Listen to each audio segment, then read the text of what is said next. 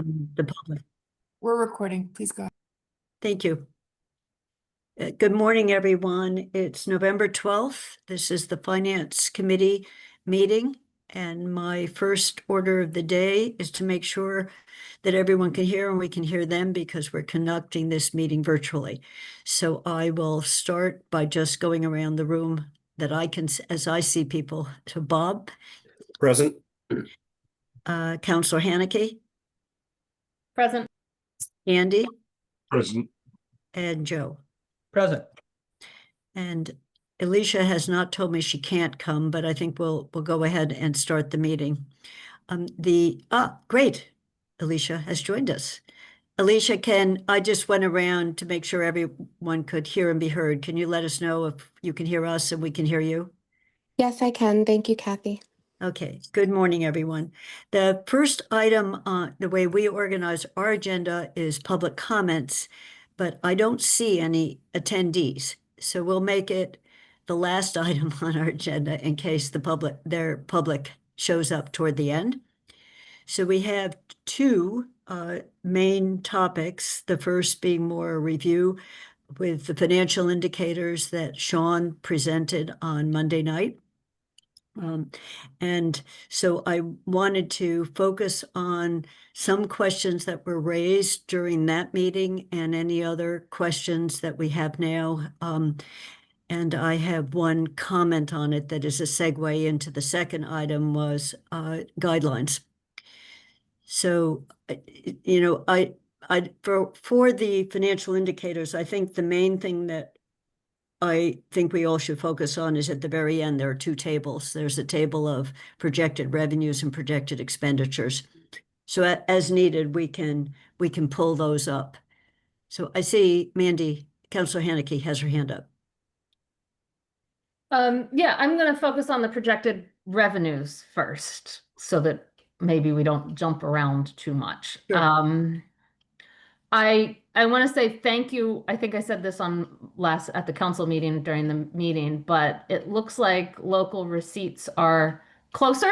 And because we went down to 3 years, it looks like, that's where a 13.1% year-over-year increase in local receipts from budget to projected is something that I think this committee last year, Sean, you weren't here, this committee pushed hard last year on getting that number closer to the actuals from, what would be if we're budgeting for FY27, the 25 actuals, because that's where a lot of our excess revenue that contributes to that has been coming from. And I know it's been hard after COVID. So I'm glad and pleased to see that number is pushed a little higher. I guess, one question with that, and then I want to go to the property tax side, would be, given the uncertainty in the environment, pushing those numbers higher, are you still comfortable with pushing them as high as you did, given who knows what's going on a national level economic wise, right? And those are very much economic indicators, as you said. So that's one question for local receipts. But property tax revenues, I know we've heard a lot about this in the last 5 days. And I have a couple of questions related to this. We're in the FY26 budget year.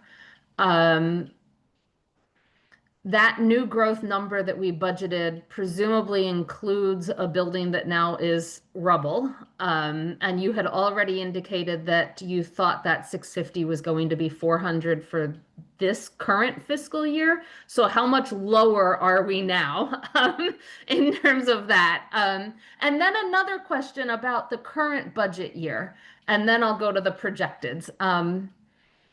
The base levy, my understanding is it stays the same no matter what any one assessment is, such that the 18.5 million or whatever Olympia Place was assessed at will obviously dramatically decrease, but the base levy stays the same. And since we haven't actually set the tax rates yet, does that mean despite them having to pay a whole lot less when we set the tax rates, we can expect at least the base levy and 2.5 increase, maybe not the estimated new growth, to be what we budgeted? It's just that the tax rates of the other taxpayers will be going higher, or do we actually have to decrease the base levy too?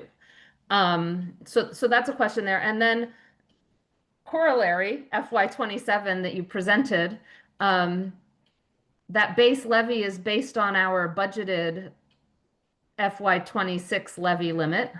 How's that going to change in the financial indicator projections? And will the new growth number also change? So is our base levy for the projected FY27 going to be less than that 69.6 million? And are we rethinking our estimated new growth for FY27 too? I know that was a lot. Let me, I had a feeling the property tax questions would come up. So let me start with those. And then Kathy, if I can go to the local receipts Sure. after. So for FY26, the property owner will likely file for an abatement, and that abatement will come out of our overlay or our reserve for abatements and exemption. So every year, you know how we set aside that 0.5%. So whatever that amount is, which our assessor is working on, thinking about now, and we'll, look into once we receive the abatement request, that would come out of that. So it wouldn't change what it wouldn't change our numbers for this year. The only concern there a little bit is, do we have enough in that reserve for abatement and exemptions? Because we haven't had, a loss like this, maybe ever, but definitely not from one single property. So that's something we're looking at, is if that reserve is insufficient for any reason, what are our options after that? We have prior year reserves that have funds available in them. And so, for those years. And so we're looking into, can we go to prior year reserve for abatements? But that's what would happen this year, is that we would. Sean, can I just ask you, is that a legal question? If we have reserves in prior years, we have to have permission to use them, or?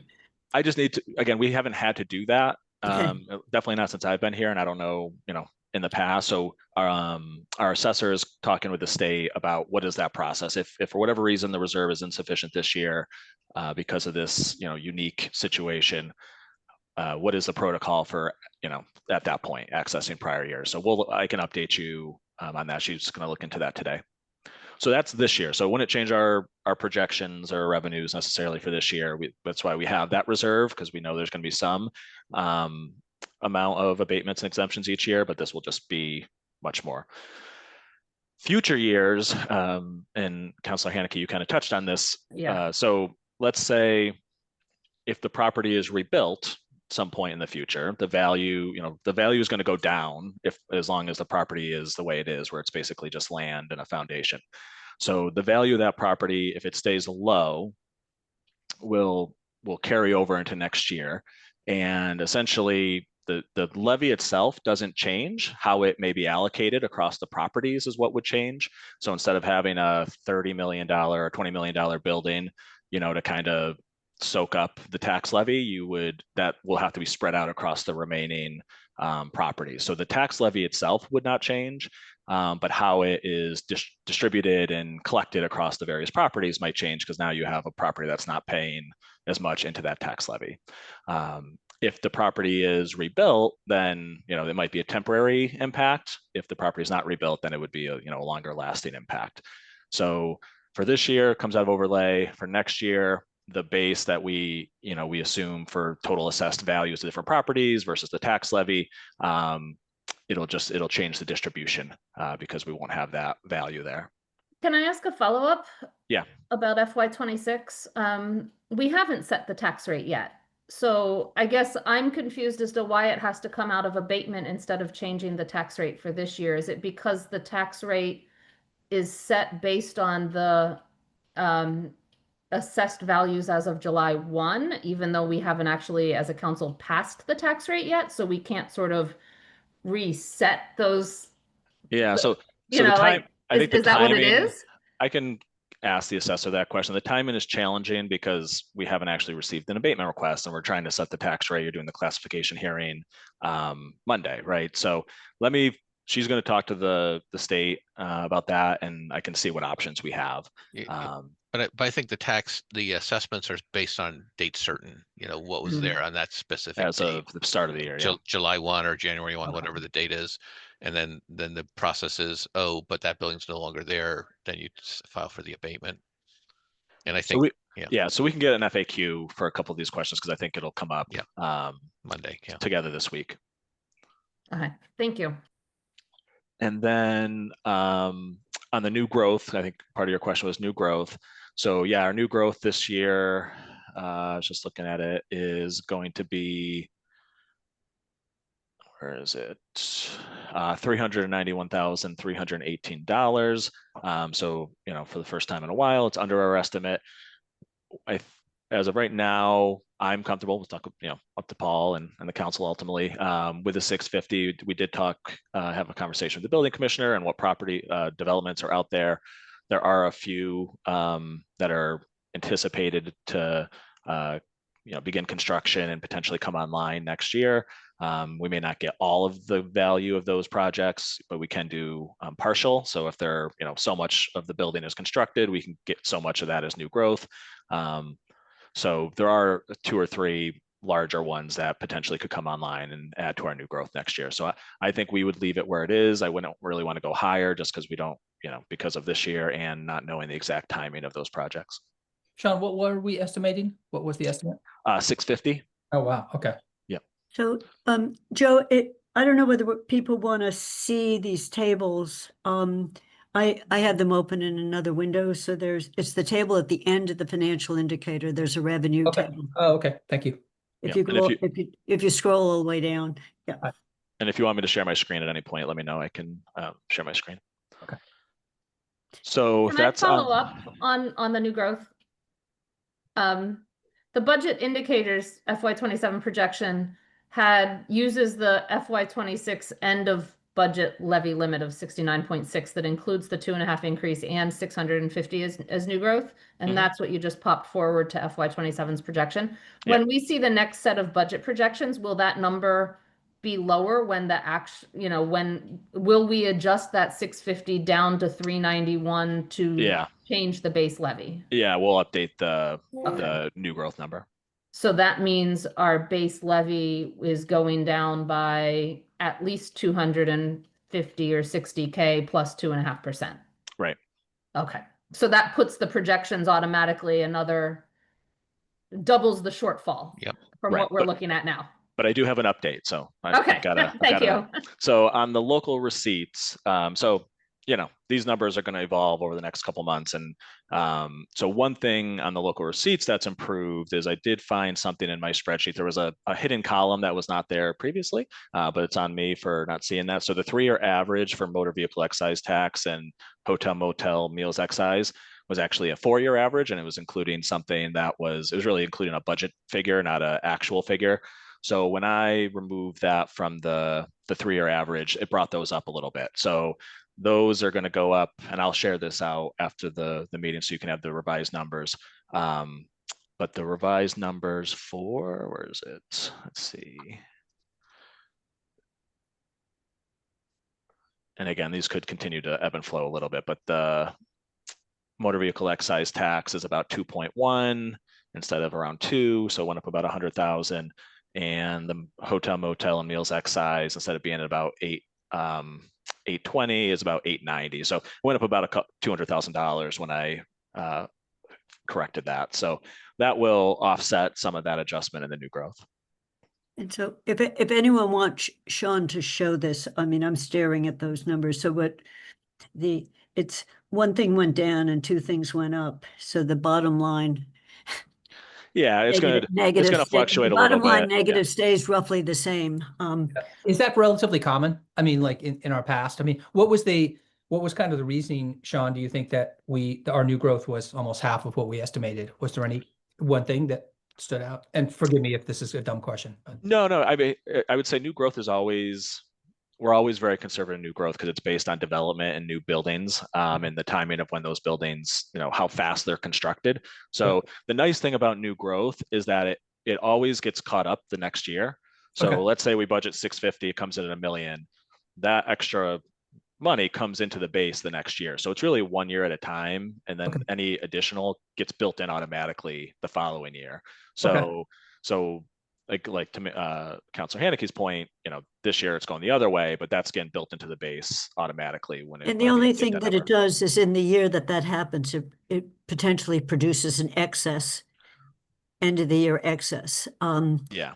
And so because it's an underestimate of revenues, so that line has been generating some excess, but the others, motor vehicle excise and hotel, they were generating big, budgets came in much higher than projected. And then the other one Mandy didn't mention was investment income. And my understanding is the base on which we were earning that investment income has gone down, which is why you're doing better than the projection for FY26, but not nearly what it was, what the actual came in.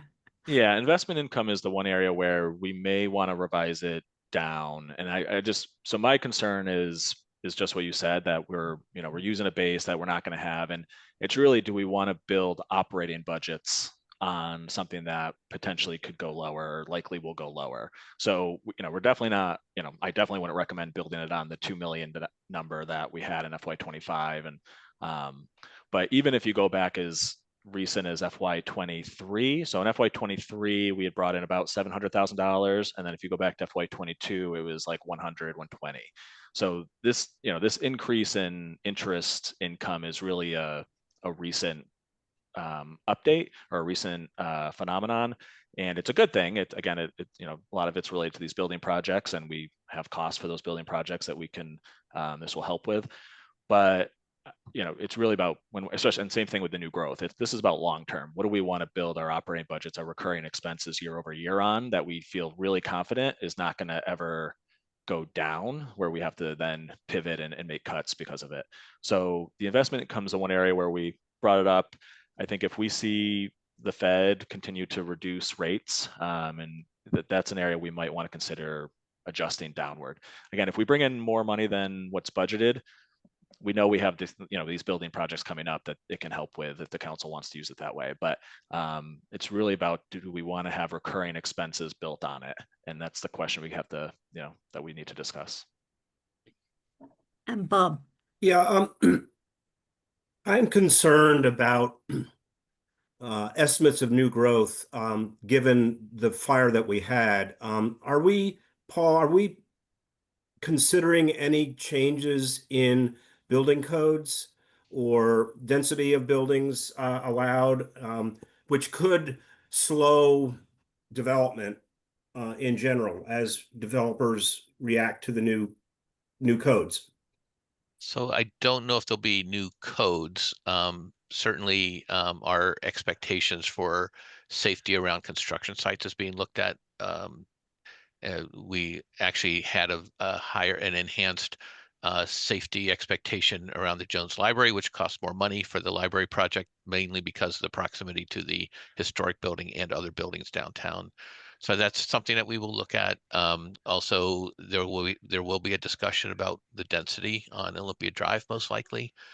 Those properties are valued at the highest and best use, basically. And so if we look at that, and we have to look at our infrastructure as well. So we're having a meeting tomorrow with our core team to sort of walk through what are the things that should be on the table. We sort of anecdotally have collected some of these, but I just want the entire team to say, well, what else are we thinking about that might impact us long term? So yeah, we're looking at everything, after not just the operations of the response to the fire, but also the infrastructure that was there, and what's the impact if the infrastructure is deemed, inadequate or whatever, And I guess just to add to Bob's, is that sprinkler systems, they weren't, at least one article said they were not industrial level, they were another level that was permitted, but like. I don't know what that didn't make any sense to that me. matters So anymore. they had a fully compliant sprinkler system Yeah, that was operational. yeah. And it's just to clarify, so sprinkler systems, what I'm told is they're designed to buy time, not to put out fire. They can extinguish a trash can fire or something like that, Right. but it's really to buy time so people can evacuate the Get building. out of the building, yeah. Yeah. Mandy? Two other questions on this revenue side. in local receipts, there's a miscellaneous section. And that I believe includes strategic partnership agreements. That I know last year we pulled a lot of that. The budget for FY26 is much lower than the actuals in FY25, and I think looking at my own notes, it's because we pulled a lot of the SPA stuff out of the operating revenue because of its designated special purposes and all. Is that still why that number of projection for FY27 is 165 and not, 300,000 lower than the 460 in actuals? Is it, or is there, since we don't have a fourth quarter or all, what caused the 463 in FY24 actuals that isn't being budgeted in 25 and 26, I guess is a question. In 25 that isn't being budgeted in 26 and 27, is it just that change in accounting for SPA? And similarly, the other financing sources, there's a 430 actual in FY25. That is budgeted at 75, which I believe is the Comcast agreement in FY26, but doesn't have any budget in FY27. And so what's in the FY25 actuals of 430 that doesn't move on to FY27? Because that's almost $500,000. And is the Comcast agreement up? Is that why we're no longer even budgeting the 75,000 in the miscellaneous line of other financing sources in FY27? So on the miscellaneous revenue, so there's the things that are included there. What actuals were you looking at, 25 or 2024? It was 25, right? 25 was the one that 25. was 450. Yeah. And then So opioid money is in there, and that, while it's in the actuals, at least back then, I don't believe we had a fund set up. So the money was coming in as a general fund revenue going to free cash, but that money has to be transferred in, and you've already done some of that, I believe, has to be transferred into the special revenue fund that we set up for opioid mitigation. So a big chunk of it, 90 grand in that year, was opioid money, and that will continue to happen unless I got to look at it and see if we can deposit the revenue directly into the special revenue fund. I think the state law the state regulations changed, so we can do DR, that. Yeah, so that's at least back in FY25. That's what was happening. That will likely not happen going forward. What's still in miscellaneous is UMass occupancy fee. So they pay us an occupancy fee for the hotel on a quarterly basis. So that's really the main revenue source that's still there. Your point about strategic partnership agreements, that's what really is the rest of the difference. And that's because we have these new strategic partnership agreements that are much more specific about how the funds are used. So UMass, for example, 200 in their agreement, 200,000 is specifically for the schools. So that goes into a gift fund for the schools. 100,000 is for housing. So we have a special fund set up that will be focused on housing, housing safety and supporting the inspections department. And 700,000 is specifically for fire and EMS. And so that goes into our ambulance fund. And the only thing that's left over is there's a small amount, 25,000, that's sort of for economic development, and that's still showing up in this miscellaneous section. On the Amherst College side, their new agreement has 250,000 for the schools, 250,000 for roads, sidewalks, and public infrastructure improvements in the business improvement district. So again, it's more specific in some ways than what we used to get. And then specifically 250,000 for fire and EMS. So really that's the big difference, are those strategic partnership, the funding streams where they're flowing and they're going into gift funds essentially set up for these specific purposes. And the money for ambulance under Amherst College, they've always paid us money for ambulance, but we just sort of made it, instead of us calculating it every time, we just sort of rounded up basically, and it's a fixed sum every year. I have a question just on the fire and ambulance, the ambulance fund. Where where does that show up? So including when we did the audit report a few years ago, there was something called ambulance fund, but I don't think we ever, we see the receipts paying for things in the capital budget, but do we have something that one can look at that money in, money out? I'm not asking for that now, but it's particularly because Yeah, no, we can give an update on that for sure. And where you see it every year is the, and this kind of leads into the next question, the other financing sources that transfer in, that's, where we talk about it generally. That other so for FY 27, we're proposing $3 million. That's coming in from the ambulance fund. So the ambulance fund is a receipts reserved for appropriations fund. I'll channel my inner Sonia because she explained this several times. Which basically means you have to have the money in the fund before you can appropriate it. So it's sort of like a forward-looking fund. You've got to have, whatever you appropriate, you've got to have that in hand at the time you appropriate it. So the 3 million is, we had enough in the fund at that point. Some years we do ambulances out of that fund, so it's not just for supporting the operations of the the fire department, the EMS team, but it's also for replacing ambulances as well. And so that means, so when we're seeing 3 million, that means there's at least 3 million in that fund. Yep. And so that what my question is how much more there is, but we don't need to do that. Yeah, no, we can do, again, if you want to put it, we can give you an Okay. update on how that fund is, the history of that fund. So just to be clear, so that's money that the council appropriates every June. That's in part of your orders that you order, but the revenue that comes in from that are the runs that when the ambulance makes a run, we charge the insurance companies and they pay us, and that goes into that fund. So it's dedicated to the work that's being done. Yep. You know, I kind of knew where the money came from, but Paul, so it's just like, do we have 5 million and we're pulling 3 million out, or do we have 3.5 and we're, on it, we're draining it each year or not, is all I'm asking, and I don't need to know that now. But just a sense of what that fund looks like. Sure.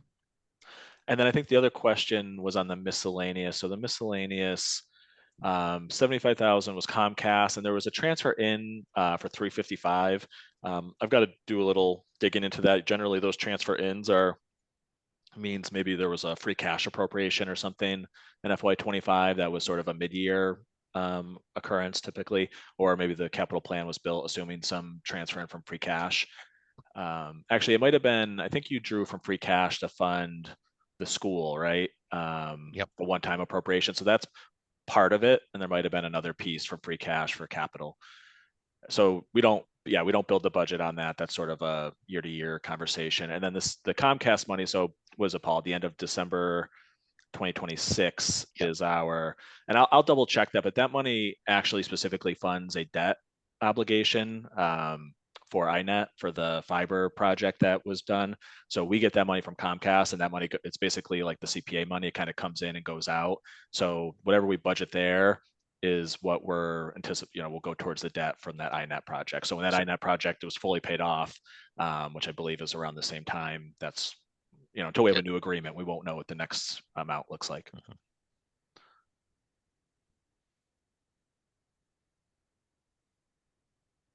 So other, Andy.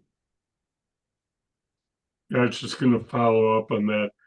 I would not be optimistic about being able to even hold the amount we get from Comcast in the next round. I think that the industry has changed such that the cable television fees that fund that are probably going down for them. And unless there's a statutory change that allows us to get revenue from the internet, but that's I just don't see it being happening.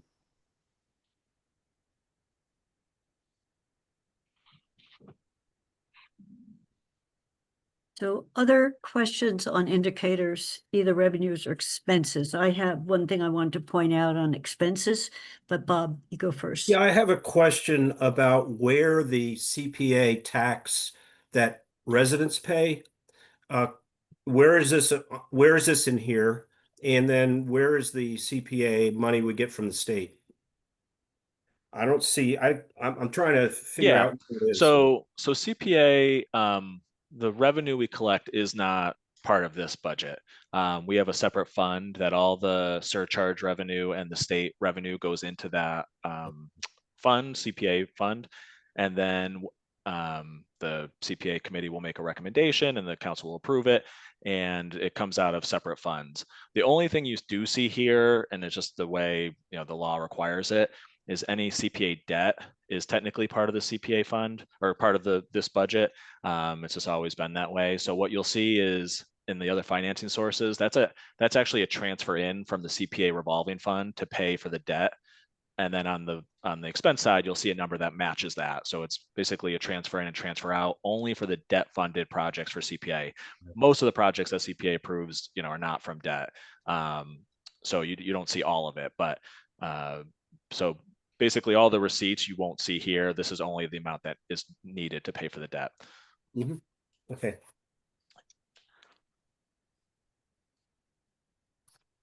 Okay, so I wanted to point out in the expense side that the 3.5% for the elementary school excludes the one-time money. So that I'm just bringing that up because it's a segue to discussion about the indicators, and that if it was in the base, it's about 9,430,000 more. So if that was part of the elementary school base. So I have a question that it just occurred to me. I should have thought about Monday night too, but you've got a column called FY25 actual now. If I look at actual versus what we had budgeted, do I start to get a sense of what you're going to be telling us when you close down the year, the fourth quarter, and free cash? Because the actual revenue, I just did a quick comparison, actual revenue was higher than what we had projected. So that's just a question on the timing on when we're going to see that close out. Yeah. So you're getting a sense what we will potentially add to free cash from the revenue side. The expense side is still budget figures, mainly because I wanted to show the full allocation for the town, the elementary schools, and the Jones Library. We haven't gone in yet to look at how much they spent. I mean, we're starting to do that now, but we've got some other reports we're wrapping up for FY25. So for expenses, it's still budget. For revenues, it's actuals. So again, you're getting a sense of how much we might add to free cash from the revenue side. You don't have that yet on the expense side. Okay, which we know will be significant because we used ARPA funding as well in FY25 to reduce health insurance costs. So again, I think my estimate is going to be somewhere around 10 million from FY25. Yeah, no, so I see you've labeled one actual on the on the expense you did budget, and the quick on revenue shows that extra. So I just wanted to point those two things out because the other discussion somewhere between now and the end of the year is what we want to do with that money. So Mandy. Yeah, when you report actuals for FY25, presumably the town's $29.5 million budget will be about $3.5 million at a minimum lower, because the ARPA will show up as not spent, sort of, right? I think that's where it'll show up, in the operating side of the town, not under retirement systems, I think. And so is there a way to sort of find a way to report in this sheet that maybe it goes in the sort that of it's assumptions or anomaly. notes. Yeah, we can footnote it. You weren't here last year, but we get a lot of people that say the town's not spending what it budgeted. It should budget less so that we can, it should decrease its budget so that we can increase other people's budgets. And a number that shows, instead of 28, instead of 20, if we budgeted 28.3 million and we only spent 22 million, they're going to say, wow, that's 6 million that could go somewhere else, or at least 3 or 4 million of that, right? And I think we have to find a way to note that of that 22 really was 25 or 26 to make up some numbers, you know. So please find a way when you report actuals to do that. Yeah, and likewise, I think we spent some of it already, right? I think some of we Yeah. did a free cash appropriation for the Bang Center, which essentially was spending that kind of pre-spending that savings before it gets to free cash. So, But Um, we pre-spent a chunk of it, Sean, out of free cash. Actually, we drew down on free cash. right. And then we put this big amount of ARPA over in the health insurance line. You know, it was more than a bit unusual. As Mandy said, this isn't going to happen very often. Mhm. I just want to say one thing about CPA money, Bob. I haven't attended the meetings yet. I was going to for CPAC, but each year they get what is the total revenue from the surcharge and what did the state actually pay in, because that's not always a straight. And so you can see it in their budget for the current year and going backwards, but that how much the state puts in isn't always, do we get the full amount that we thought we were going to get, but they get it about this time of year, Sean, right? Because that's where the committee is then looking at how much they have to spend. Yeah, and so we actually did that at last Thursday, Bob. So Okay. so it's in the packet for that meeting. But if you want to, if you can't find it for whatever reason, email me and I can send it to you. It's the summary sheet of what we're expecting for revenues next year. So not only are we looking at what we're going to collect this year for state reimbursements, but we're estimating, what we're going to collect next year as well. And it's a very small figure relative to the total surcharge. It's, in the $300,000-$400,000 range, which is nowhere near, a 50-50 match.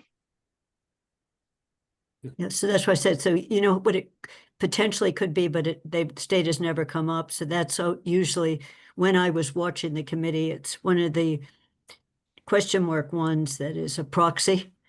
But you do know it at the point the committee is voting on this year's, the coming year's projects. And Mandy. Yeah, question about the capital budget, particularly the debt assessment for the region. Is that 800,000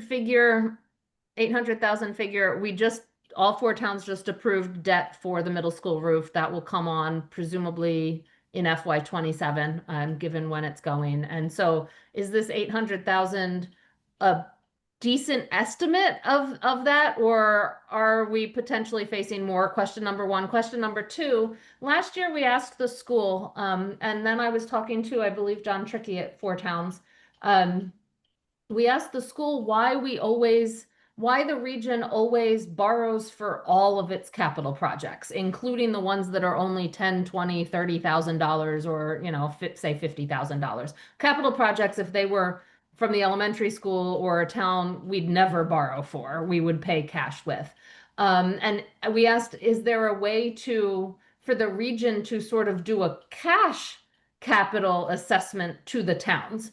And they didn't have an answer. So I'm going to ask you, since you say that, is there a way for them to do that such that maybe we can save some sort of costs on region capital, number one? And John Trickey, I think at Four Towns, said we would be receiving some sort of financial order or some request or something, because Pelham is trying to pay cash for its portion of the middle school roof. And so if that's a possibility for a big project like that, is that something, and apparently all four towns have to approve it or something. I wasn't exactly sure what was going on, but they're trying to pay cash instead of having their portion borrowed, and there's all sorts of things. Is that something that we as a town might want to begin exploring for our portion of all the tiny projects, such that we start paying cash instead of debt on all of this? So it's kind of one big, large, how do we manage the region's capital commitments to make it as financially beneficial as possible to our town? Yeah, so we're actually meeting this afternoon with our the financial advisor that we have, David Eisenthal, is also the financial advisor for the region. So meeting myself with the school folks and I believe some of the other four town representatives to talk about the Pelham prepay or cash upfront option. Some of the issues with the regional agreement, we have an old regional agreement that hasn't been updated. So some of these things aren't really spelled out in a way that gives, very clear guidance. And so not blaming that, but I don't believe there's anything in the regional agreement. It's been a while since I've looked at it, but I don't think there's been anything in the regional agreement that talks about options for funding capital that don't include debt. But we did try to do it in a way when I was there. We would use bond anticipation notes, which are very short term. And then instead of rolling those into a permanent bond, we would assess the towns and pay those bands off quicker. So to your point, if we had a really small project, we might pay the band off the next year. So there's ways to kind of, it is a puzzle, and working with the 4 towns and balancing it and projecting it out, and also trying to keep it not, so there's not spikes and valleys all the time, is one of the challenges for the region. The $800,000 figure. So part of what we're doing this afternoon too is the region is going out for a bond this December, I believe, and it's got a bunch of projects from the past that are going to be rolled into that bond. And once that bond is set, we'll know our repayment schedule for a whole bunch of projects. That bond, from what I saw, doesn't include the full cost of the roof, because I think because they haven't fully started it yet. So it's got a small portion of the roof. So we'll know, we'll have a good baseline of what our debt's going to be for a while for the projects that have been approved in the past. That won't include the full cost of the roof yet. So that'll be the floor, and then there will be some amount above and beyond that we'll have to work with the region to estimate.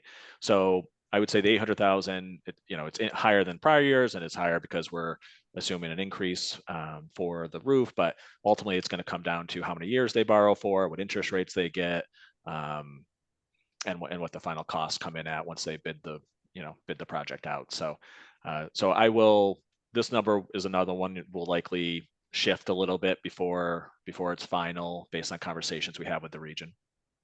And you're not, since they have to bid out the roof and then the construction happens, so Mandy's on how much of a full year debt hits FY 27 is like, when is the first payment on that debt owed? Right. Mandy, I was trying to figure out when, by FY 28, we're clearly going to be carrying the full cost of it. So is it 3/4 of the cost, or half, on something, on how much? Yeah.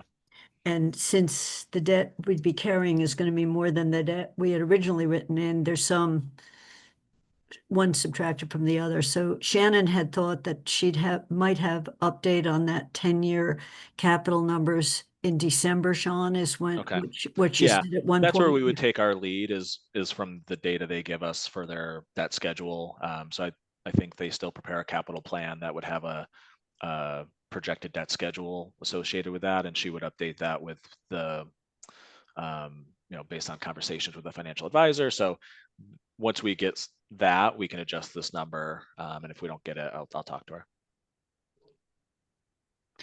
And so Mandy, your other on cash question was not just could they cash it out on small ones, but was also is what Pelham is thinking of doing. Of course, their amount is so much smaller than ours.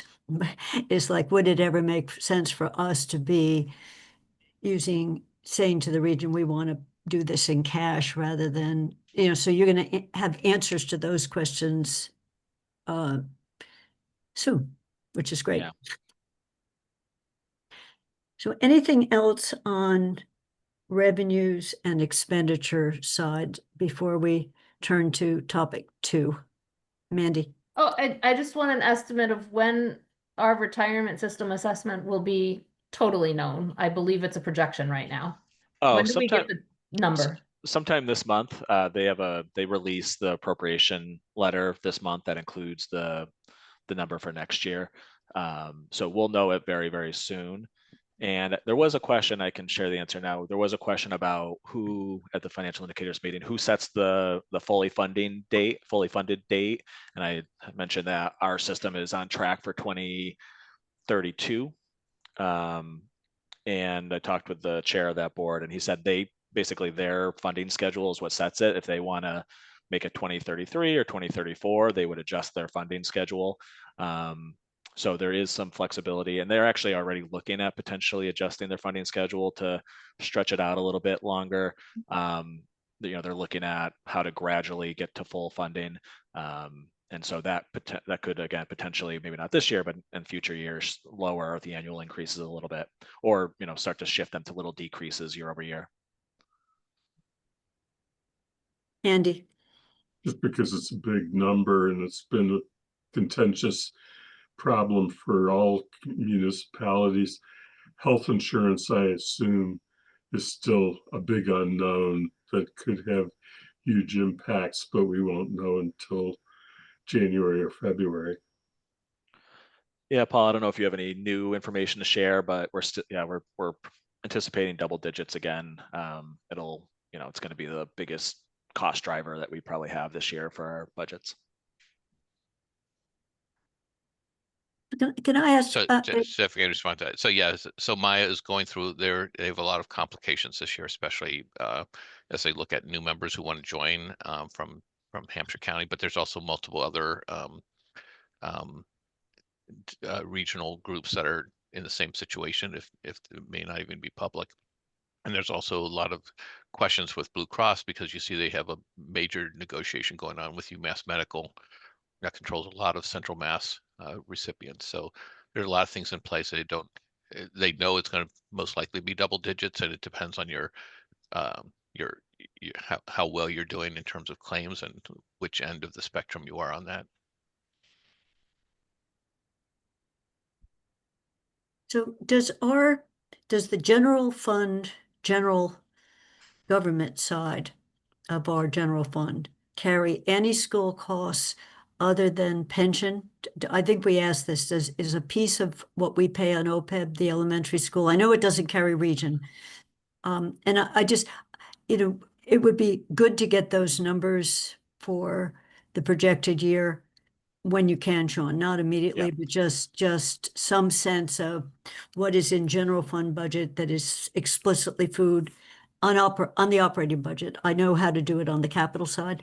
Right. So when you say our budget, so town operating doesn't include school costs. If you're talking about like the big town budget, then the pension's there, but the pension's a separate line. Right. On So our that, summer. So that if you're looking at just town operating, that's just town operating. That doesn't right, but include so school it's, but expenses. on the pension line, a piece of it is the school non-teaching. Yeah, it's all of our pensions, right?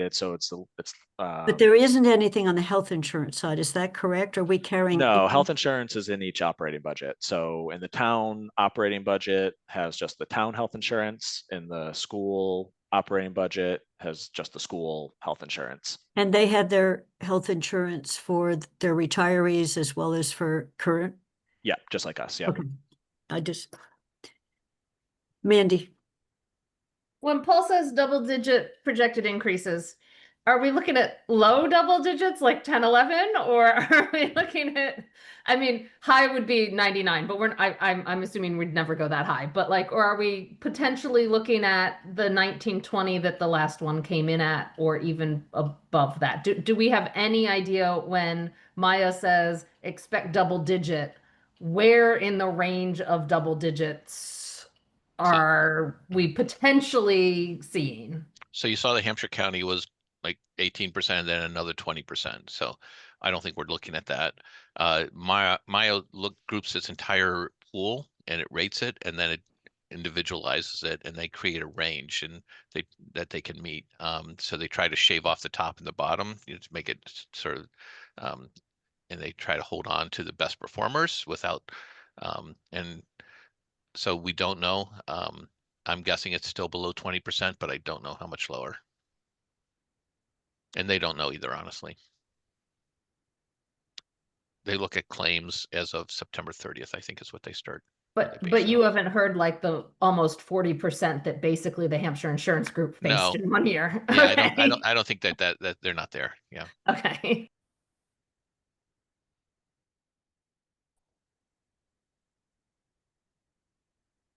So I think we'll turn to the next topic and request that Sean give us the updated spreadsheets. Sean, you talked about a few of the lines, and you can just give us just the revenue and the expenditures, just those rather than the whole piece. And that can be there for us to look at. So turning to indicators, guidelines, we have today, and then we have November 18th as the 2 November meetings before it's December. And so we've been working toward thinking about a much shorter guideline report that would look more like our executive summary did last year. We can still say some things in the text to explain it, but at least I think the several items that I'd like to turn over, if that's okay with everyone. I'm just looking at the time, it's 11. For discussion is first, are we talking about equal increases for all the main operating budgets or not? Yes or no on that one? Are we talking about 10.5 for capital? Yes or no on that? Staying with operating, is the elementary, whatever the percent is it to the base plus the extra we gave last year, where the extra, we thought it was going to be a bridge because the 6th grade was going to lower the costs of operating the 3 schools. And what we're hearing is the way 6th grade is materializing, that's not likely to be. So is that 3.5 on a base that adds the one time, which is what we did last time for regional a year ago? So just on that. And then the other is we created some guidance in our guidelines of when the year closes and we get free class certified, where might we want it to go? And Mandy, in sort of in the context of all of this, had suggested, do we want to have a target spending for roads somewhere, between the capital budget and free cash? Last year, we suggested that some of the free cash roll over into the joint capital planning budget, just show it as more. If we did anything like that, do we need the 10.5 would be my question. If we shifted some over, same capital could come out of it. So those are operating budget, equal or not, and in the operating budget, does the elementary percent go on a consolidated base or not? And then capital, free cash, and do we want to say anything about roads and guidelines? And anyone else can put other topics on. Those were my high level talking in the guidelines. Mandy. A couple of thoughts on each, but before I get to that, I think, am I the only Finance Committee BCG member? And if Andy is, but we go to BCG tomorrow, so what we talk about today is something I see us, me and I think Andy is BCG. So what we can bring to BCG tomorrow in terms of where our thinking is on guidelines, but also what would be really helpful from the other members is any questions or thoughts or ideas or information you would like from the other towns to help us set our guidelines, the other areas. So I'm going to start with that, and I'm going to take notes today so that hopefully we can have a productive BCG tomorrow, based on this conversation today. I'd like to add under the top ones, revenue projections and enterprise funds, into the big categories. For revenue projections, last year we had adjust them as more information with focus on areas where forecasts have been conservative. I'm not sure we need that as much this year, that focus on those revenue projections. I think we're seeing that adjustments already. So I'd be willing to consider dropping that, because I think we're seeing the results of that push last year, but we might want to consider containing that. I want to, for capital, keep it at a minimum of 10.5%. I think given the numbers we're seeing in financial indicators, we absolutely need that extra 0.5%. Given where the debts is going, and it was always based on a 10.5%, not the 10. At least for the last couple of years, we've been eyeing 10.5%. So I think we need to keep it. Some of that's going to school debt. We're starting to see other projects come on. I wouldn't want to decrease the capital.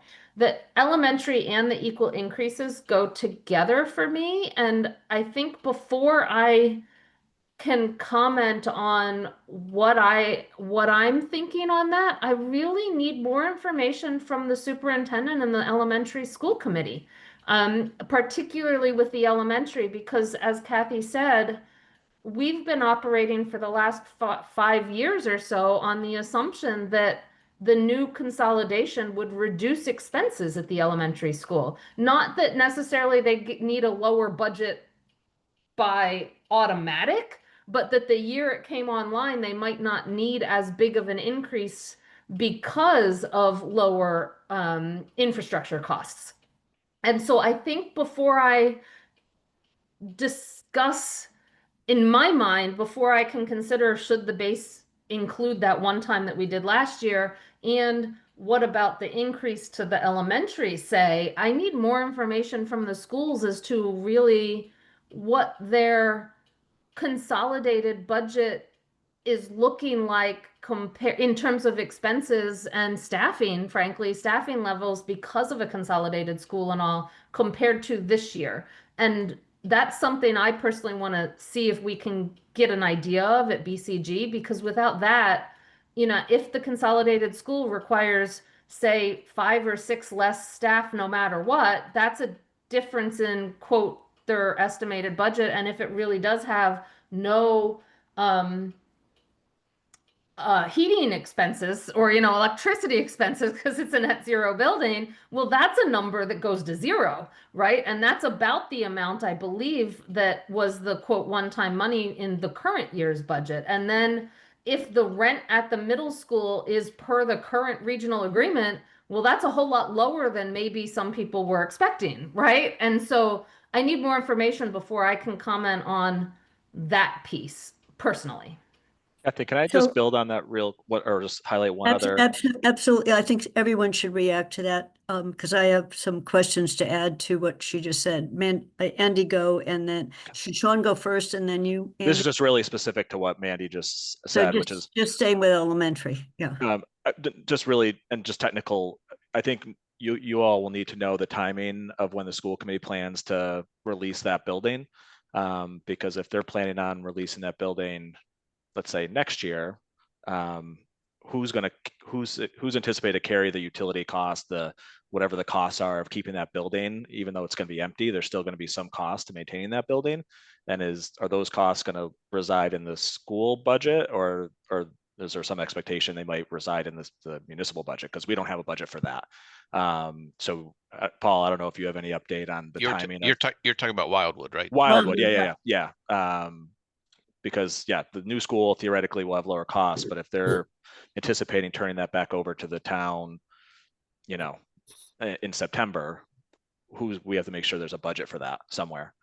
And at least at one point, just on that, Paul, what had been floated was swing space for DPW, and I have no idea whether that's still on the table. Since I don't know where the DPW built, it was Sean potentially having humans in it called DPW staff. Yeah. So we didn't really, I mean, that's a potential. We have other locations for DPW as well. So whether we want to spin up that whole building, it really is if we're going to decommission the building or not. We have looked at utilizing parts of the building and without running up the boiler or anything like that. So there are different options available for sure. So Andy, is yours still on this same topic of elementary? Because if not, I have one more thing to add. It's just that you were listing the general topics that we eventually need to talk about. Somebody's going to raise the override question, and we've always been, as long as I can remember, saying no overrides. But I think we need to be prepared for that discussion. Okay, I added to this. So Alicia, if you don't mind, I just want to add to Mandy's, because I think it might be good, Mandy, to, before we end today, have some fairly specific questions about the elementary, including timing on, because this is still in flux on what's happening with the 6th grade, but when are they actually going to know? And your question about the rent and, moving people into the two building, going from 3 buildings to 2 buildings for everything but 6th grade. I think that's still in flux. So, but we would need to add for some specifics for it. And I know Shannon had told us she was working on a whole new budgeting process because she's going to have different kinds of accounts. So I just want to make sure we get our questions so that if you're asking them tomorrow at BCG, you're asking them for us as a group as well. Alicia. Thank you, Kathy. I think you sort of said what I was going to say in terms of asking for a little bit more specific information in terms of like what that transition's going to look like might be helpful. But I also would urge us as a committee not to sort of jump to matching our budget expectations to what the projected outcome is there, because I think we need to give ourselves a little bit of space for some risk and transition management, because we don't know if things are going to turn out exactly how we expect them to turn out, or how long it will take for us to see those kinds of changes in our budget. So I wouldn't want to necessarily budget for that expected change immediately, but I do think it would be helpful for us to have that information up front. And yeah, it would be helpful. I know Mandy Jo would probably do this anyways, but it would be helpful to just hear what you all talk about at BCG, because I'm also curious as to how the other towns are going to approach budgeting for the elementary school, just considering what happened last year. I'm leaning towards wanting to keep the same sort of language that we used in our guidelines last year around the increase. Yeah, that's pretty much all I have to say about the elementary school for now. And just if people do or don't remember last year, what we did is on regional, we said to the extent there's free cash, the first free cash goes to moving that back up to the base. In this case, it was on regional. We moved it back into the base. So, Elisha, I think that's what you were referencing, and it feels like if once we get to draft guidelines, if our draft doesn't have full knowledge of what we're asking about on the elementary, we could write it on elementary option A and option B, depending on what comes out of their determination. Because regional, if we're paying rent to the region, that may also help the regional budget. It's income on space. And we gave money for the retrofit of it out of the capital budget. So I have no idea how any of that interacts with the budgeting on the regional side or the budgeting on the elementary school side. They are going from principal and assistant principal in 3 schools to 2 principals, 2 assistant principals. So, in terms of which lines are changing, but over in the 6th grade, there's an administrative overhead that they have to at the same time figure out.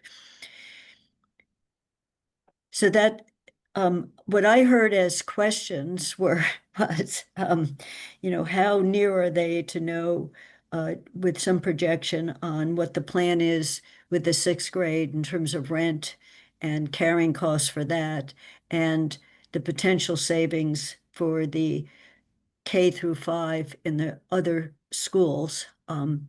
And the third part of it is decommissioning, or what happens to Wildwood, who's carrying the Wildwood costs, whatever that cost might be. Sean's assumption was the lights can still go on and it's being heated. Are we really just locking the door? Or is there some amount of low level, keeping the pipes from freezing, utility costs going on in the building? So Mandy, that's my quick list of the kinds of questions, and I see your hand is up.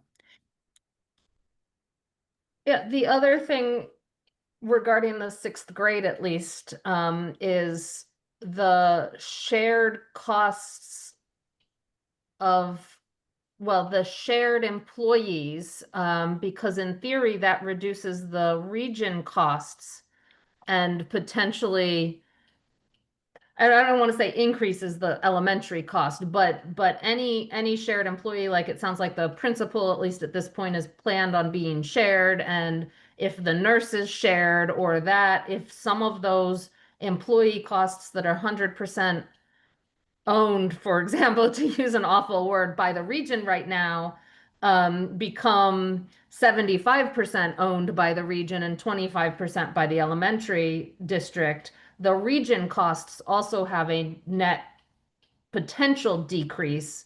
Again, that doesn't mean their budget decreases for next year, but I think that goes into the question of equal increases as we look at, well, what would have this year's operating budget look like if those certain employees costs were decreased by 25% or whatever. And so then to build on how much is then getting built into that. So I think it's not just the rent that the region might be receiving, but it's also the removal of employee costs from the region to the elementary, and how does that comport with the elementary and all. I think that's right. And you listed a few, and it's not been clear to me whether they think they can share in the current ELL program in the region, in the middle school, to kids who have ELL, any special needs staff. Is there enough is there staff time available to handle, or are we, so all of that, Mandy, is in the shared, you gave a few examples,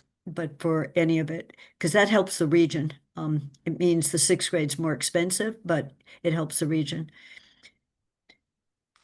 So I think, is everyone comfortable if Mandy just poses those questions in terms of us planning at this meeting? And since it will have some representatives from the region there, and it definitely has the superintendent there, they won't be able to answer the questions, but we can say, we need this to help us think through guidelines. I see, Paul, your hand is up. I guess just logistically, do you want to funnel your questions, any other questions that members of the finance committee might have, to Sean, and he can sort of formally relay them to the school committee? Or do you want one of your members to relay those to the school committee? Who should the school committee be, or school staff be expecting to get questions from? We want to be organize that so they're not getting like three different people calling them. I think, well, Mandy, I'll let you react. Sean has a relationship with Shannon, so I also think, in the past, these questions have gone through Paul to the superintendent, or finance director to finance director. Yep. Yeah. Yeah, I would suggest finance director would gather the questions and forward them off. But then it would be good for them to be voiced at the meeting that happens tomorrow, so just, yeah. Mandy, does that work for you? Yeah, I guess I was thinking I'd just bring them up tomorrow, but yeah, if they want them ahead of time. I mean, I haven't received any questions, or I'm not sure we've received questions from the school preparing for BCG. So are we supposed to be sending questions for BCG early to all staff? Is one question. And if we are, I'm perfectly fine with Sean sending it on. That makes sense to me. We've never done that. Yeah, I haven't heard that expectation. I thought what you had said is there's information I need before I can establish financial guidelines from the schools, and that those are the questions. Yeah, I was going to bring them up at BCG tomorrow. Okay. I mean, if you want to do it formally through staff, I think that I would suggest that, so it's written down somewhere, and but it's up to you how you want to handle that. I'm happy for Sean to send them through, as long as we also get to bring them up at BCG tomorrow. For sure. Yeah, agree. Maybe what I'll do is just document them all tomorrow, because I'm sure there'll be other things that come up. So I'll take good notes tomorrow of everything that comes up, and then I'll send an email afterwards, kind of saying a recap of here's all the things requested by the finance committee. What time is the BCG meeting, and are we allowed to attend it? 12 o'clock. It's noon to 2-ish, and it's an open meeting, so it's a public meeting. It's a public meeting. Thank you. So with that as an overarching question, as I did our schedule, November 18th is our only other meeting before December. And Mandy voiced, maybe I'll just go through all the big topics that are raised, because if we're doing just an overview, and a shorter piece, and I see both Bob and Alicia's. The question is, do we have enough time on the 18th? Should it be a longer meeting? And it is 10 in the morning meeting. Or do we need another meeting? But before I get to that, Mandy spoke up on, I want to keep 10.5. She felt that was a bottom line for her. I didn't hear anyone talk about equal or not. And then Andy wants to add a topic. I think what you were saying is add a topic on override, just a paragraph on it, Andy, on a override or not discussion. And that's, to me, that's an easy thing to write. I certainly wouldn't be comfortable recommending an override, but talking about where we are. So Bob and Alicia, on how we get from 11:11 this morning to a rough draft by the end of the meeting on the November 18th. Bob. So I think we can just do what we did last year in terms of the Proposition 2.5 override. We just had a bullet there. I'll just read it. Do not consider a Proposition 2.5 override to support the budget. I think that's, if we all agree that that's the case, then that's all I think we need to say in our guidelines. I am a little concerned about going ahead with 3.5% increase, given all the uncertainties. And I'll ask Sean or Paul to weigh in. Are you comfortable still with 3.5%, or should we hedge our bets a little and put in 3% with, like we did last year, and then we can go up above that as data allow us to do so?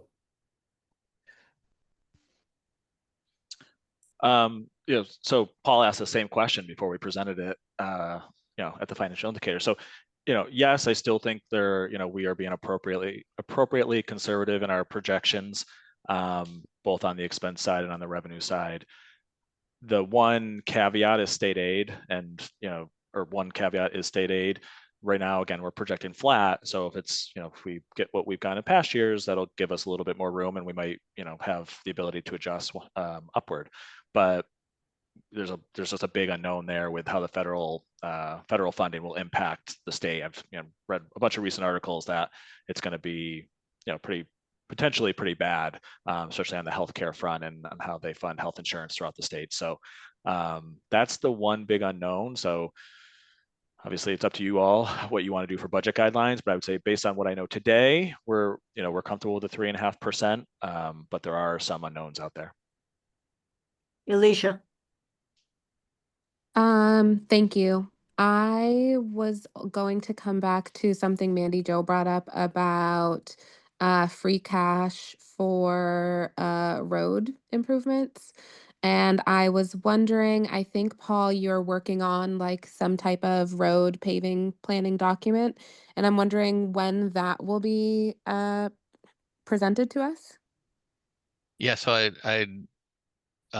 we don't have a date certain for that, but listening to this kind of conversation, it seems like it needs to be sooner than later. I wasn't sure if didn't have the conversation with the president of the council yet in terms of whether it's going to be this council or the next council. It sounds like we'd rather do it sooner than later, but I can have that discussion with her. Well, I think. Okay.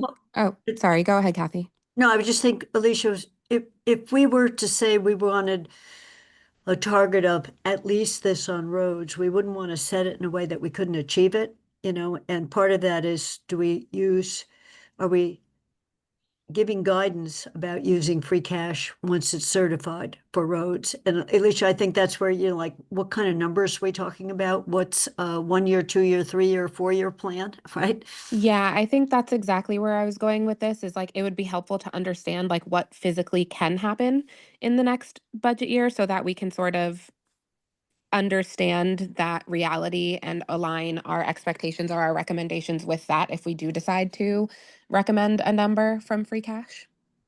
And my request, Paul, it's, as you know, I lost last year in terms of making sure we put Chapter 90 in terms of how much money do we have? Do we have this current year? We're not sure what we're going to have next current year, but just putting it as in addition to what we are doing allocating out of our own budgets. So we get a better sense of what, and now when Sean just went quickly through, Amherst has given us some money for roads and sidewalks downtown. So that's roads money. I mean, it's a targeted roads money, and it may be one time, but just getting some sense, because some people are still looking at our joint capital plan, the 5-year plan, and just that one line, which Sean, chapter 90 was taken out of it. So they look at how low we went compared to future years, but we're not as low as it looks. So I just want to give as accurate a picture as we can to the public. And I'm seeing Sean's hand is up and Paul's hand is up, probably still on roads. So both, either one. Do you want to go first, Paul? So, yeah, the goal is to give you a comprehensive picture on roads. And just to clarify, the Amherst College money is not for roads. It's for infrastructure improvements in the business district. It can be all kinds of things. It can be for streetlights. It can be benches. It can be sidewalks. It can be lots of different things. So I would not put this into the calculation. This is for roads. And there was something else. Okay, it'll come to me later. Yeah, just on the plan. So I did have a initial conversation with Guilford and Athena on the timing of that presentation. I know they're updating the assessment of the condition assessment of the roads. We were kind of preliminarily thinking February 1 because a new council and giving them time to get acclimated, but having it done in advance of JCPC starting so that any plan that the council receives that they kind of give a thumbs up to could be folded into the JCPC work as well. Mandy and then Paul. Paul can go if it's still on roads. My question's not. not about roads. Nope. Oh, okay. I want to move to enterprise funds. We had 2 quick paragraphs in the budget guidelines last year that talked about sort of making sure rates are sufficient to balance projected and unanticipated expenses and costs, because we had an FY24 sewer deficit, which we didn't want to see again. I haven't seen the enterprise fund FY25s yet, so I think we need to keep that in there for now until we see. But I have a question about enterprise funds and salaries as it relates to these budget guidelines and enterprise fund rates. We have heard in many budget years, particularly with DPW, but with other parts of our budget and staffing levels, that our salaries are hard to keep up with.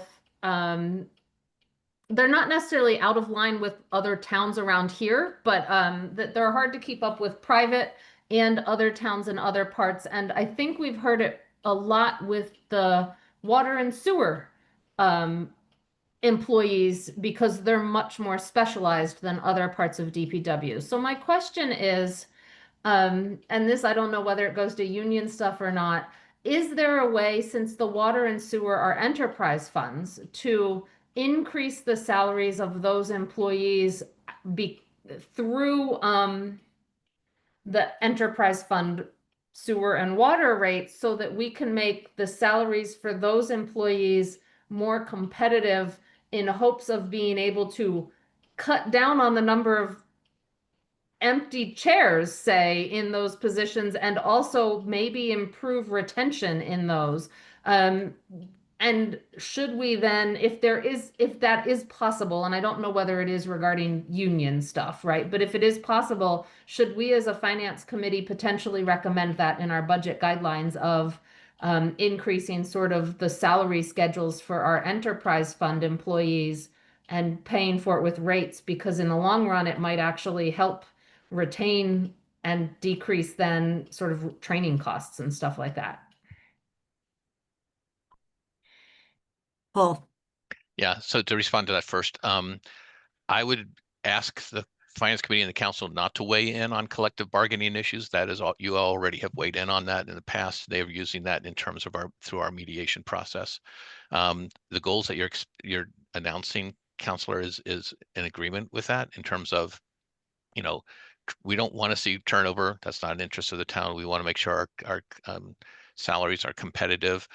The there are two DPW unions. They represent all the employees of the DPW. They need to get a majority of all the employees to approve a contract. We can't unilaterally just increase individual wages. That's outside the collective bargaining agreement. So we are looking at lots of different ways to do that, and I think you hit the nail on the head that, licensed positions are of more value when you have licenses, in every community. And so we want to reward people who are able to get or bring licenses to the table. It's all negotiation in terms of what the union will support and what we can afford. So, and as you know, we're in mediation, so we can't really talk in detail about that. But I would say that the union does bring things that you say into the negotiation. So, and that's their right. We say it publicly as a council. But I think it's a complex negotiation. I think the goals that you articulate are 100% ours. Turnover is tough. We don't want to do it. It's really, we're trying to do everything we can within the constraints of the contract to increase wages, and be consistent with our practices. The other thing I want to mention, this is a different topic, was the 3.5%. The concern I have with that is that in the past, when we've made a projection on what we think we can afford, we were 90% certain that we would never have to reduce that projection. I think what we are putting ourselves in danger of is if the state comes in January with a budget that reduces things, we might be saying 3.5%, but I just want people to be well aware that we might have to say, whoops, we're going to go down to 3% because of health insurance or because of this or that, the other thing. We've never really been in that position because we've been so extraordinarily conservative, but listening to the council and the finance guidelines to say tighten up those projections, we are, so there's less cushion there. So just be aware that the downside of doing that is that there is the potential that we will have to reduce the expectations as we get into the budget process. Okay, I'm writing that down, that this warning can go in our guidelines. Yeah, we can express that. Andy and then Mandy. Just a quick question to Paul on what he just said.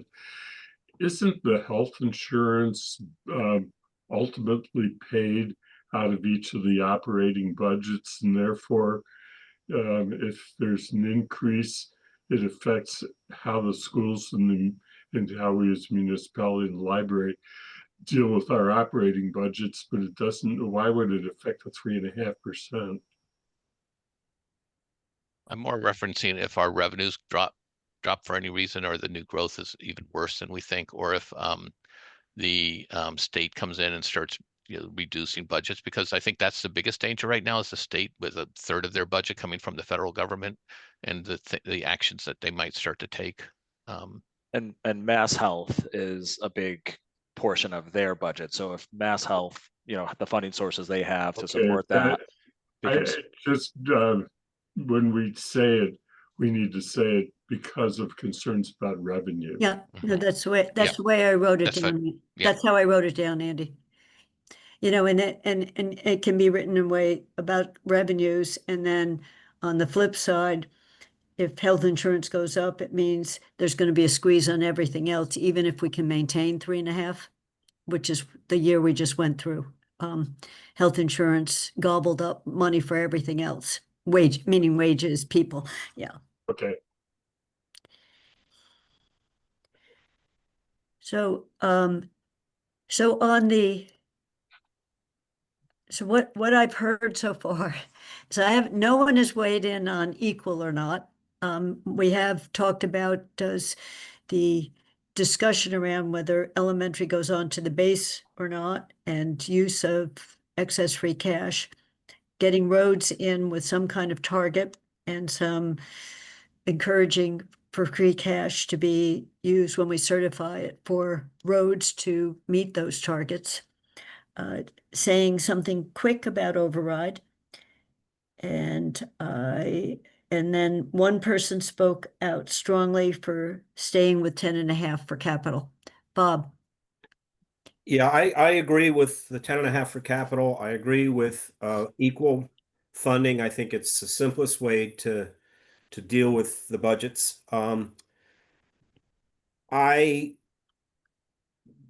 I could go either way on the elementary school on whether we include the gift as a base. There's some precedent for that. There's also precedent for not doing so. So I think that's something that I think we need more information about where the savings, if we're going to see any savings, how much savings, and all the questions that Mandy brought up, you know, in terms of how the sixth grade in the middle school is going to work financially for either for the elementary schools versus the regional schools. I think all those things need to be known before we can really kind of decide how much money we need to put into the schools. Okay, Andy? I agree with everything that Bob said, so I don't need to repeat it. Alicia? Yes, can you remind me the language we used last year regarding the equal percentage increases? I know we didn't do the equal percentage increases, but what was the language we used in the memo? So, Alicia, actually, in the guidelines, we did do equal, and the one in addition we said was what was in the projections from the year before is the regional had one-time money that wasn't in the base, and we said increase the base up to that and apply the amount and use free cash to bring that up. So that would be the first use of free cash. So we, in essence, upped the base for regional and then applied it. The time when we departed from equal was in the spring, in March, with the council coming in with aim higher.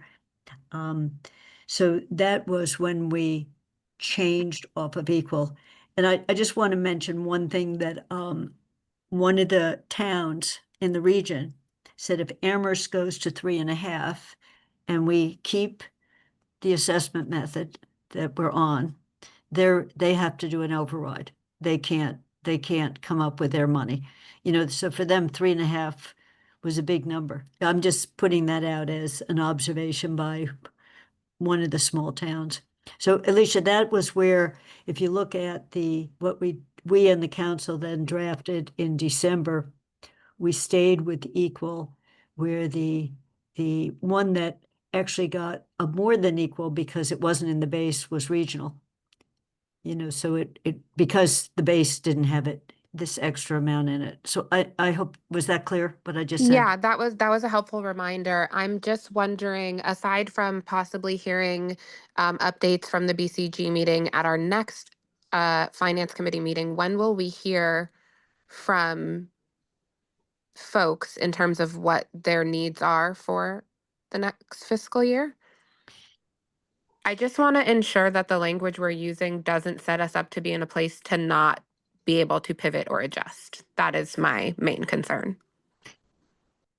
No, I understand your question. Well, we're hoping that we get more information out of BCGs. Clearly, I'll just stay and then go to Mandy. 3.5 is going to be tough, extremely tough for the entire town. You know, if health insurance comes in. So we're going to be talking about a squeeze on the town side of the budget, which police, fire, CRES, finance department, because health insurance last year already competed with the fact that everyone's got steps and we have people. So if you remember, we ended up at 4% last year. So if you think of 4 forced that, 3.5 will be that intensity again. That's just a reminder on, it's not just the schools, but it's the town.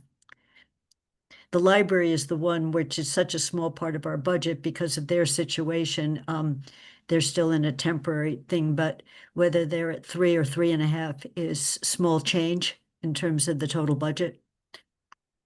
So I don't know whether that's helpful, Alicia, because last time we didn't have that means freeze the following positions across various departments to have the town live within that amount of money. So that is again going to be the situation with only a 3.5, and we've got the risk that it might go lower if the state money doesn't come in.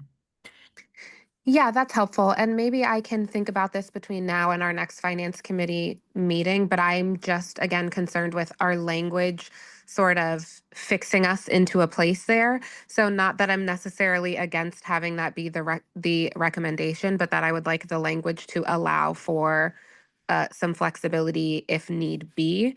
But I can think about that. Okay, and what, and Mandy, let me just call on Mandy, because I think what I'll offer that I can do for the committee to set us up for the 18th. Go ahead, Mandy.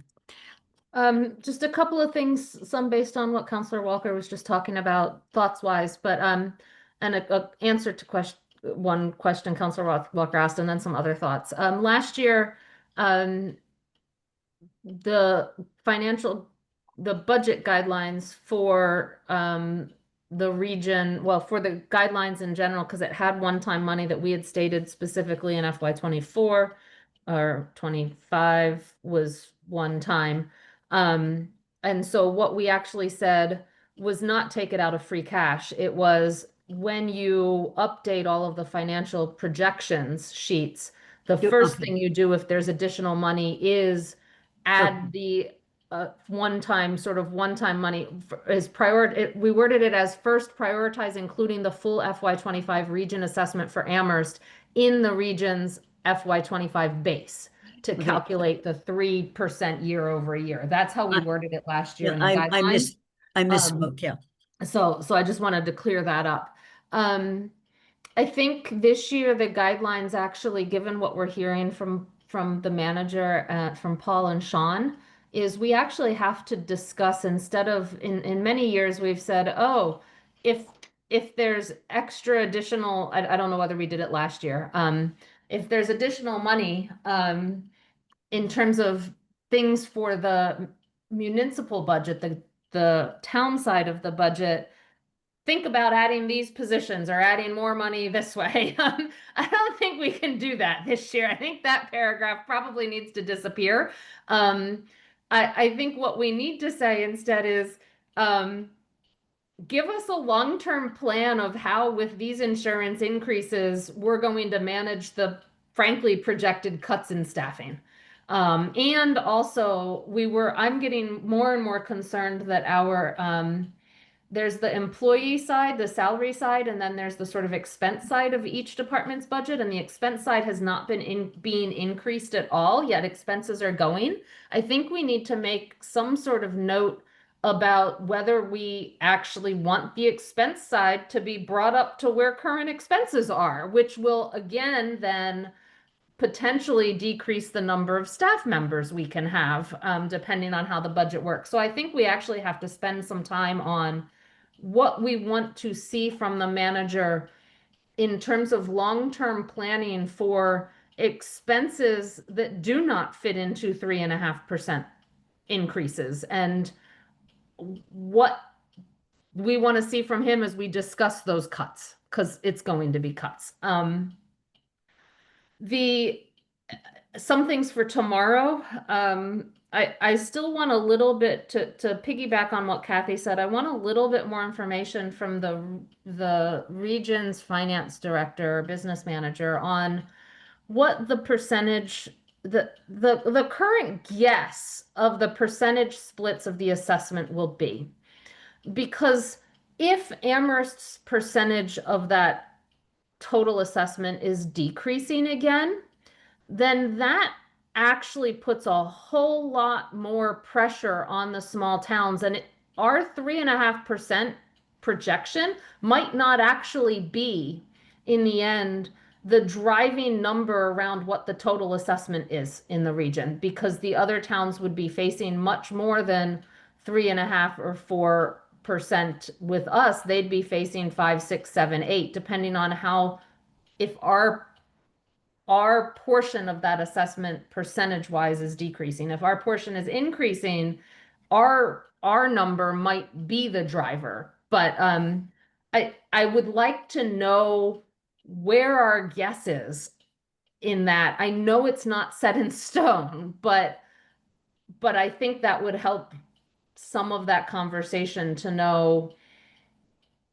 is our portion of that assessment going down or not? And then another question for tomorrow is the library. Kathy brought that up. I think FY27 is when they might be moving buildings again. And if that's the case, I think some of the questions we had for the elementary school also come in for the library in terms of helping us guess and better estimate costs. And are they facing larger, smaller, same, things like that. I don't have it as well worded, but when they move back into Jones, what does their new budget realities look like in terms of, um, you know, utility costs and stuff like that, and maintenance costs and janitorial costs, things like that. So I'm going to add that to my list of questions for tomorrow. Thanks. Andy.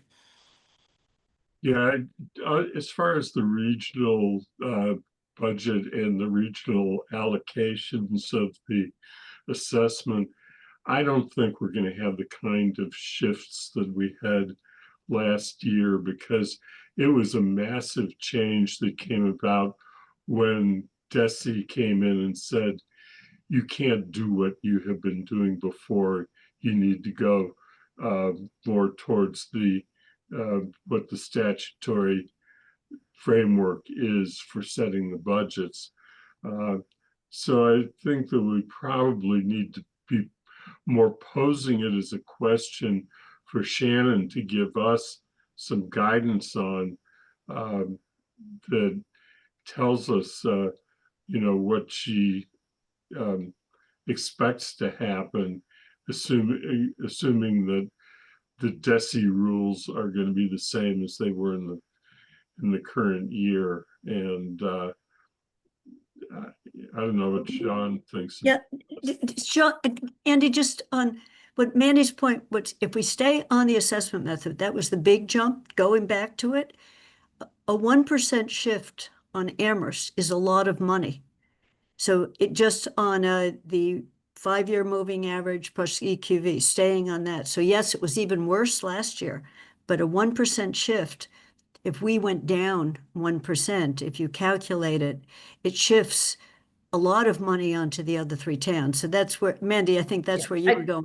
I can explain it very quickly. Our 0.9% shift in how much our percentage of the total assessment was between FY25 and FY26, before a single dollar was added to the total assessment, our lower 0.9%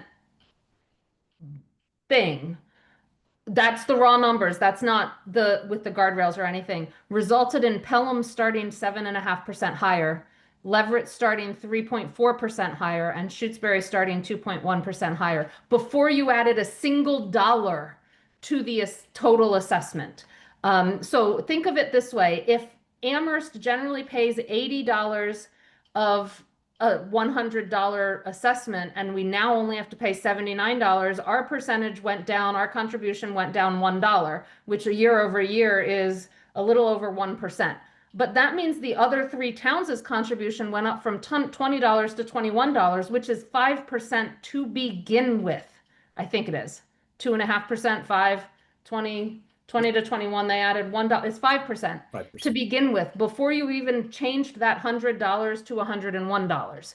And that's what I'm concerned about, because that structural change, that's not a change in assessment method. That's just the change in each policy. And I think if they are facing as a town, if we go down another 1%, which is what we went from 25 to 26, they start 5% higher, no matter what. And then if we're trying to add 3.5% on top of that, they're facing much larger percentages than we are. And that's going to drive their ability to pay, because they might be, if we're trying to increase 3.5%, they might be facing 8, 9, 10, 11% increases if our portion of the total assessment went from 80 to 79 or from 79 to 78. And that's what I'm trying to get at, to figure out how bad our 3.5% might be for the other towns before we even know the number. So anyway, it's a math question, so I think we can come back to adding that piece. I see Bob's hand is up. Yeah, I was just going to say that uh, sh- when Sharon came to the council about the new building, she said the only staffing change they would need would be one additional custodian. I don't know whether that's the case or now or not, but that's what she said, based on, what the information they had at the time. And then when she came to us with the budget in May, she said she was short, she's going to be short by 3. So the number went up. Yes, but there was some changes along the way, but so here's what I'm looking just to see if there are any other hands, and I'm also looking at my watch. What I would propose that I do is take the Word document called guidelines and do a track change edit, where I take out some of the words and sections and leave some pieces so that we are coming back to work office. So right now, what I've heard is equal with a discussion on what happens to elementary and and some warning about the 3.5, which will be different than we've ever done before. Advice against an override. And I didn't hear anyone, I would be willing to go less than 10.5 on capital. So Mandy said she wouldn't be willing to go there. I would be willing. So I'm just going to leave it at 10.5 and ask for a discussion on that and explain why, because I think we might need it for the operating budget. And the reason I would argue for that is I would want to start to draw down on the capital fund to start funding DPW and pull that money into JCPC as a line, which right now is pulling on against that 10.5. If you look at the table, DPW is a big number. And if we said we're bringing 1 million over, I'm not going to say the number, but if we're going to start to take some of that money. And when Sean built that fund up, he thought of paying cash for a fire station. But the question was, do we want to start using that reserve? And does that allow us to go to less than 10.5 for a couple years to ease the operating budget side? So this could be a contingency, but it's one of the things I'd like to discuss next time. So I'll leave it as 10.5 with maybe a draft paragraph. So I'll try to get to a shorter document so then we can focus. And then we'd have a report back from BCG. And see whether we can get to a full draft after a 2-hour discussion on the 18th. So does anyone think that, we're not talking about a lot of variables or a lot of words here. It's just what the words say is what we have to think. And within the 18th, if there's really not a lot of room to add another meeting, other than the council meets on the December 2nd, we might not, when we meet again on December 2nd, we might not be finished. So we might have to continue the discussion on the 2nd. But my hope would be we get to a draft that then could be shared with everyone. So I don't know if anyone has any other suggestions, but that is, last year, I think, I'd have to look at our timing. I don't think we were completely finished by December meeting. I think we were still discussing. But it's the only thing I would think we have on the agenda, Sean. We don't have any financial orders coming to us, correct? You don't discuss the classification hearing, I don't believe. So no, I don't think there's anything else on the agenda. So the full 2 hours of the next meeting will be on guidelines, and Sean will give us the rough how some of these numbers changed. I'm trying to remember. You don't remember. We don't there's not a follow-up on the classification hearing and on the votes that the council has to take on the tax rate, right? That's just all done at the council level. Okay. Sorry, I'm trying to remember what we used to do, but I think that's all done at the council level. Kathy, our guidelines last year were dated the 16th of December, so. That's what I thought. I thought, I think that was certainly when the council finally voted on them, but I think when the council saw them first, we still had some more work to do, Yeah. Bob. Yeah, and yeah, Mandy. To follow up or support Counselor Walker's request, I think the agenda for the next meeting needs to also include an update from BCG as a separate agenda item. Yeah, So it's not rolled into budget guidelines. No, I was going to make that, spoke quickly. I would make that the first thing on the item. Okay. The first agenda would report from BCG, and then the rest of the meeting would be guidelines. Exactly. I wouldn't roll it in. And I'll see how far I get. And nobody, but I think last time I also tried to go lower than 10.5 and nobody else wanted to. So I'm not anticipating that there'll be others who think this is a good idea, but I just wanted to say that I will speak to that when we meet again. Hey, Kathy, perhaps we can phrase it that we want it to be 10.5, but if there are unforeseen circumstances, maybe we need to go lower. I'd be willing to say something like that because we don't know. I'm still uncomfortable with the 3.5%, but I'm willing to go with it as what our what we prefer, but I hate to go in January or February and say it can only be 3%. So that's where you said we have some flexibility in the 10.5 that could Right. hold. We could hold the 3.5 maybe if we go lower than the 10.5. If we lose revenues on the, yeah, I understand where you're going with that. And that's actually Paul went lower in his budget to find the money for the regional schools last time. I mean, it was kind of a miracle that he managed to not axe a project but go lower on 10.5. So, and Sean, I guess the other one that we're expecting to see when you close the year, we would see certified fourth quarter and certified free cash. So would that be the 18th of November, or would that be December, the first week in December? That'll be December. Okay. Yeah, so I'm right that it's BCG and guidelines is the agenda for next time. And Sean will add this, and it'd be great if you add those two tables, Sean, because those are the tables I work off of in any case, Yeah, I'll email them to the group as soon as we get done here. So any other questions? Or comments? So I said I would see whether there are any public comments since there was no public at the beginning. So we're going to be open for public comments if there are any right now.